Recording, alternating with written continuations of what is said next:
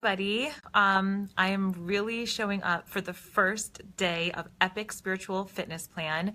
I'm really excited to be here with you, despite the fact that I haven't slept, because today is a great and exciting day, and I feel it, and I hope you feel it too.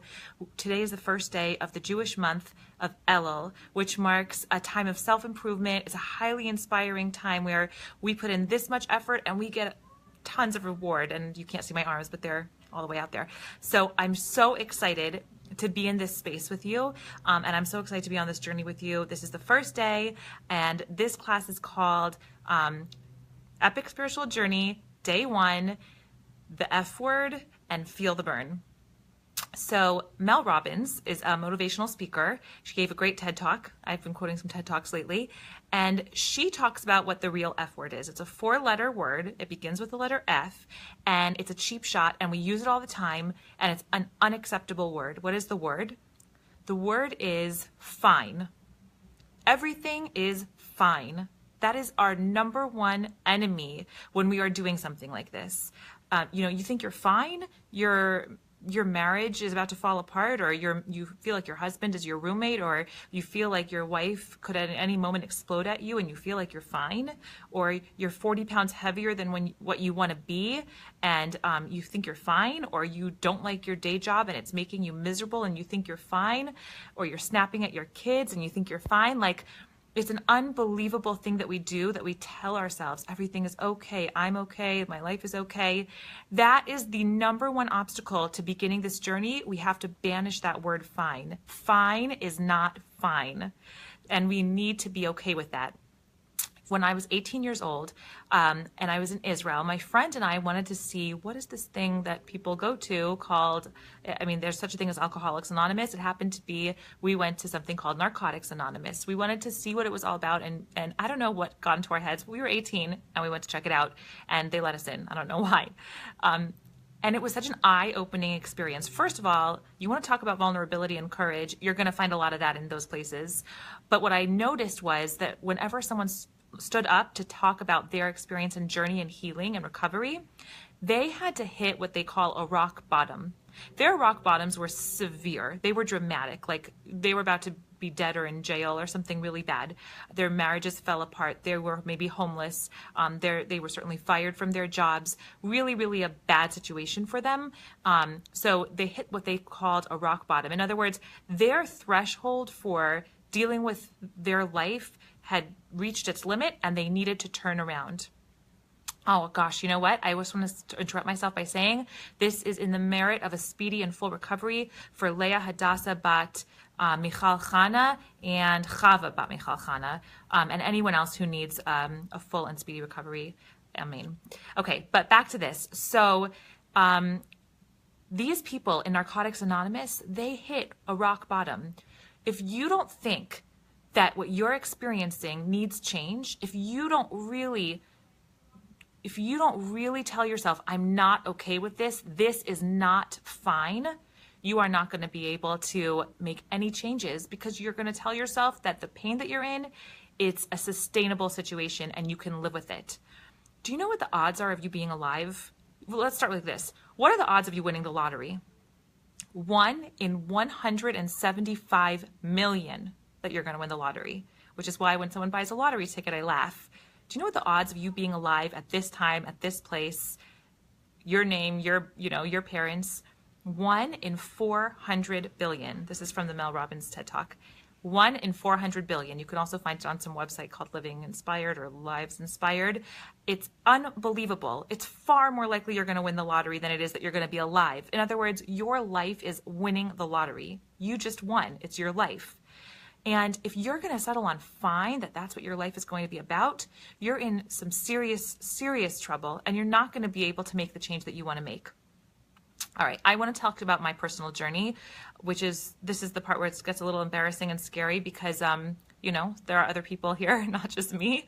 And to be honest, Judaism's not a religion of confession. We don't believe, in terms of person to person, that confession will set you free. So that's not what this is for me. But I just thought if I share some of my personal struggles, it might give you some ideas and maybe provide a drop of inspiration for you to conquer yours. So, I mean, one of the obvious things that I think you at this point know if you've seen a few of my videos is I'm really working on making healthy eating choices and exercising. I think that's really important. And that is something that I'm working on.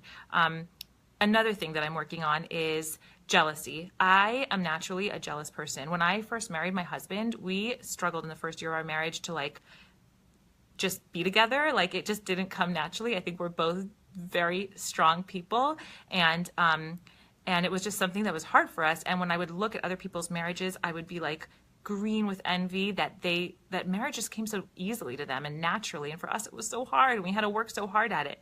So I'm naturally someone, I mean, that's one example of many. You know, even now, I really work hard on jealousy. But if I see somebody and they're like doing something, some sort of accomplishment even that's not appropriate for me and that I could never do right now, like I just still feel like, oh, I wish I could have that, even if it's not in my best interest. So jealousy is something I struggle with, and I'm working hard on. And I feel like friendships are damaged from jealousy, and there's a lot of negative things that can come from jealousy, and I really want to banish that from my internal self. Another thing I'm working on is infusing my home with more spirituality. I feel like, you know, it's so easy at the dinner table to talk about nothing, or like random things or mundane things. It's so much harder to like orient myself all the time around spirituality, even though I love spirituality and I'm a spiritual person. So the fact is, I want my home to be spiritual, and I want to elevate it, and I want to uplift it. That's something I'm working on. And then the last thing I'm working on is being a good friend, which I know that sounds strange, but I was a really good friend at one time in my life, maybe when I was a teenager, and it was easier for me to be a good friend. I guess I had the time and the mental space and maybe the motivation. But for me right now, with people who are in my life and who I feel close to, it's really hard for me to make the time to go out or make the time to meet up. And it's something I have to do. It's an investment that I need to make. Kanei lecha chaver means buy yourself a friend. It's an idea that you need to invest yourself in order to have a friend, and I need to do that. So those are a few of the laundry list of things that I need to work on. I have a lot of stuff. With all of those things, I need to feel the burn. I need to tell myself, what is it costing me that I am not where I want to be in this? And how would my life be enriched if I changed in this area? And then I really have to dwell and sit in that space and think to myself, okay, feel it. How painful is it that I'm not there yet? How much bigger of a human being would I be if I was there? Imagine if I was having a life where my home was fully infused with spirituality and like God was spoken about far more than it is now, and that like my children would benefit so much from it and I would benefit so much from it. And like if I continue these healthy choices, I'm going to feel so good and I'm going to feel comfortable in my own skin. And if I'm a good friend, I'm going to have more people in my life to feel close to. There's so, you know, and jealousy is just like a thing that rots you from the inside. I'm going to be able to really impact people so much more positively if I can banish jealousy from my internal self. And these are scary things for me to say out loud. But I think that it's important to acknowledge if I want to move forward, at least to myself. No one has to go on Facebook Live and do it. That's my own choice. But it's something that's important to acknowledge. Be honest with yourself of where you need to grow. And once you can acknowledge that, feel the pain. Feel the burn of how awful it is that you're still in this place. Enough already. Move on. It's enough living like this. You don't have to be miserable. And if you don't think you're that miserable, feel miserable from it, because you can grow more. A righteous person has to grow more and more every year. How do they do it?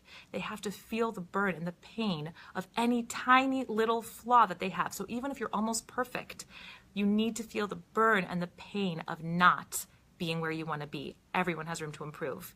I guess I just want to end with two things. Number one, that in the Path of the Just, it's called Masilat Yesharim in Hebrew, the Ramchal says in the beginning that everything he's about to share you already know, and the only reason he's not there to teach, he's just there to remind you of what you already know. And that's what this is. You already know who you want to be. You already know where you want to go. You just need to be reminded that it's not okay to be where you are right now. Last thing I want to say is you're welcome to private message me or friend me or whatever you want. And I'm happy to, if you want to go on this journey with me and speak to me, I'm happy to take a phone call, no charge. We could just talk. And I'm happy to work with you on your journey as well. And just as something I want to do for Elul. So I'm really happy to do that. Feel free to private message me. We could either do an email chat or I don't mind talking on the phone, no charge. And I wanted to put that out there. So anyway, good luck. I will see you tomorrow and wish me luck on my journey too. See you.